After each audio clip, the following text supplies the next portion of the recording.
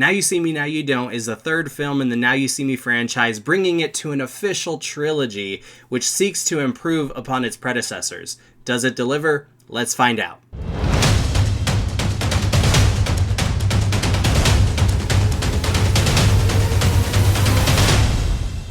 Que lo que mi gente del Caribe. Thank you guys so much for joining me. I appreciate your support as always. Today we're going to be talking about Now You See Me, Now You Don't. This is directed by Ruben Fleischer. It stars Jesse Eisenberg, Woody Harrelson, Dave Franco, Isla Fisher, Morgan Freeman, Rosamund Pike, Ariana Greenblatt, Justice Smith, and Dominic Sessa. It is a stacked cast, and it follows the Horsemen, whom all return with a crew of new illusionists to pull off an incredible heist aimed at a worldwide criminal network. I'm a big fan of the Now You See Me films, and so I was really looking forward to seeing this one and checking it out to see if it was going to be an improvement upon the others or not as good, or at least the same quality. And so I wanted to see, how is this going to turn out?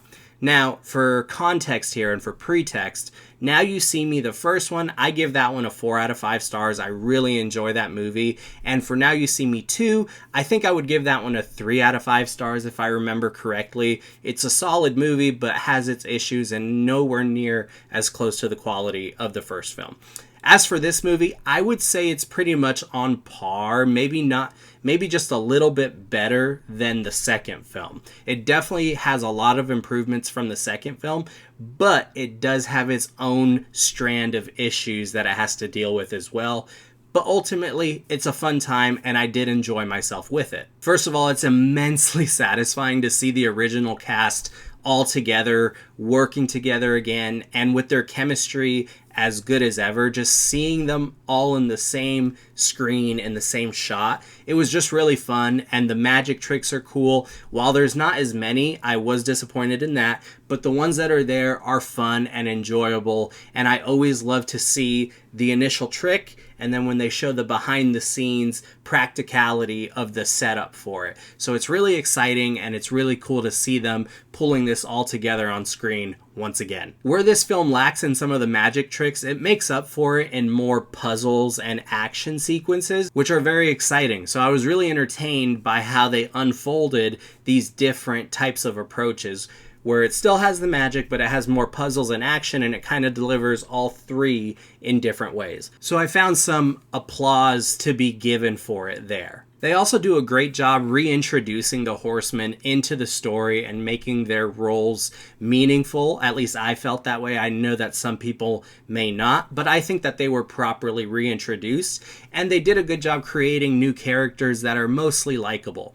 The only pitfall there with the new characters is that it stumbles into very tired, very boring, and very formulaic territory where they commit genre trends where it's the old school versus the new school. And it's very exhausting to watch this on screen over and over. We've seen this done in many legacy sequels. We've seen it done in regular run-of-the-mill films too. There's so much of this trend where it's always the old generation bagging the new generation and the new generation bagging the old generation. And it's really repetitive, and it makes this film feel redundant and predictable. There is also one glaring plot hole that I noticed in the film. Without spoiling anything, there is a particular character that does not show enough remorse after something that happens on their watch. And so I found that particular plot hole to be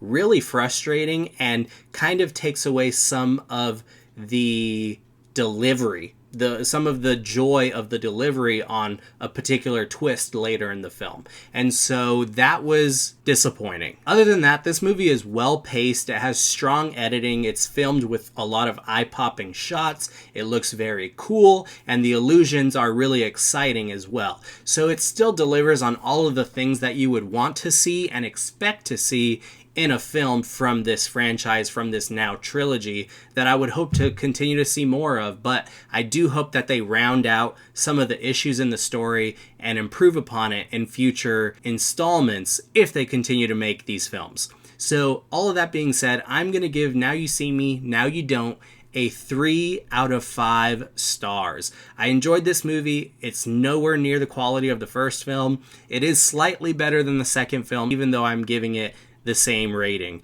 But I do recommend going to check it out. I'm always going to support going to the movie theater, giving it your own opinion, getting your thoughts on it, and then kind of reconvening after. But yeah, let me know what you guys thought about the film. I'd love to continue the conversation down in the comments below. Did you like it? Did you not like it? Did you love it? Did you think it was better than the original?